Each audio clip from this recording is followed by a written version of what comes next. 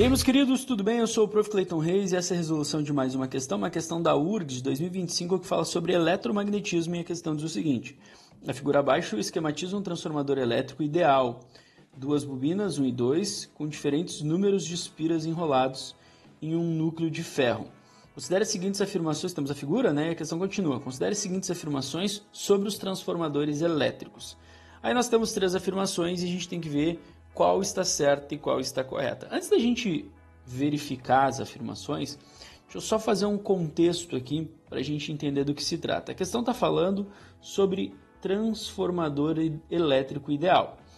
Um transformador, ele se baseia no terceiro fenômeno, né,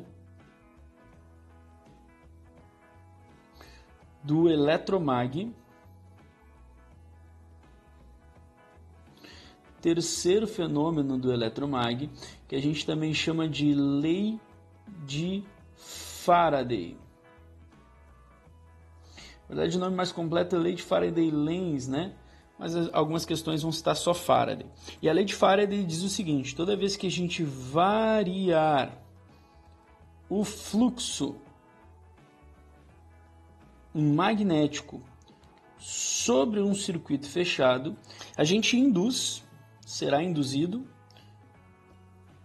nesse circuito uma DDP, que é uma diferença de potencial chamada de força eletromotriz. Força eletromotriz. Inclusive a gente pode calcular, né, essa força eletromotriz, que é representada por essa letrinha grega aqui, ela é igual ao negativo da variação do fluxo magnético em função da variação do tempo. Essa é a relação matemática que a gente tem, só para ficar completa a explicação. Precisava saber de tudo isso para a questão? Não precisava saber de tudo isso. Mas uma coisa importante é que daí vai acontecer o seguinte, ó. Quando a gente liga o circuito, a gente tem ali a bobina 1 e a bobina 2, né? A bobina 1 pode ser a primária ou a 2, a primária, tanto faz. A questão é, vai entrar uma corrente nesse circuito, vai circular uma corrente, então, nesse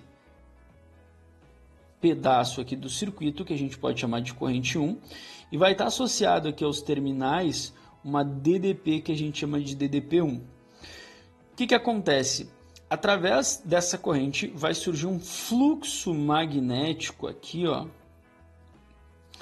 Esse fluxo magnético vai ficar melhor quando tem um núcleo de ferro, né? Ele vai ficar mais intenso, mas vai ser criado então aqui um fluxo magnético, e esse fluxo magnético ele tem que ser variável, até porque, como eu expliquei para vocês, eu preciso variar o fluxo magnético.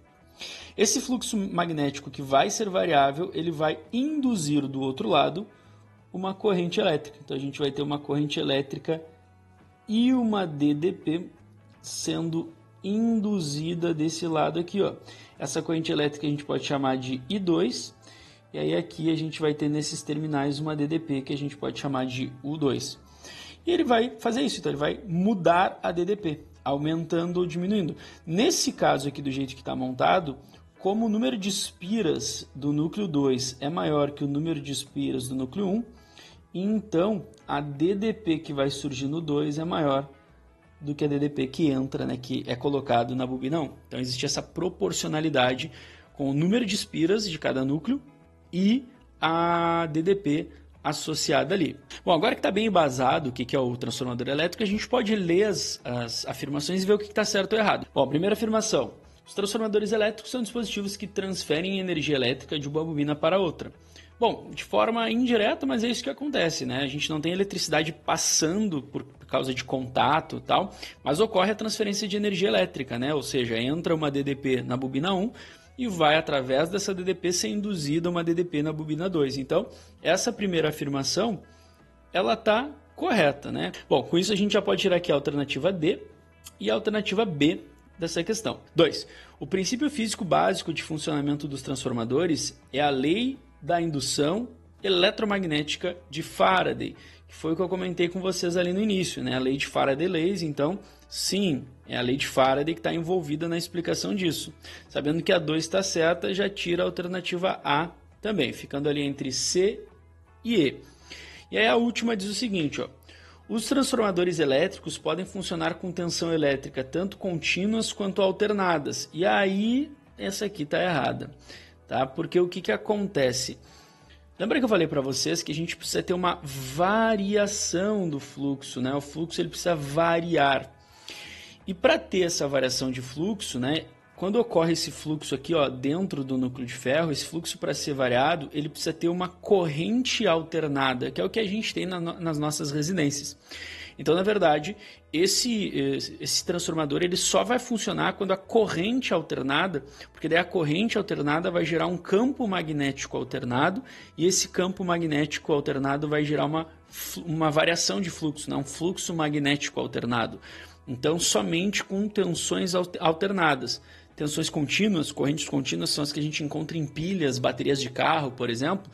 Elas não conseguem gerar esse efeito, entra a DDP, mas não sai nada do outro lado, porque o efeito eletromagnético da variação de fluxo não vai ocorrer. Então, das alternativas que sobraram, a resposta certa é 1 e 2, né? Então a resposta certa fica ali a alternativa C para essa questão. Espero que vocês tenham entendido, espero que vocês tenham gostado. Muito obrigado por assistirem até aqui. Fiquem ligados aí nas próximas resoluções e era isso. Bons estudos para vocês e tchau, tchau!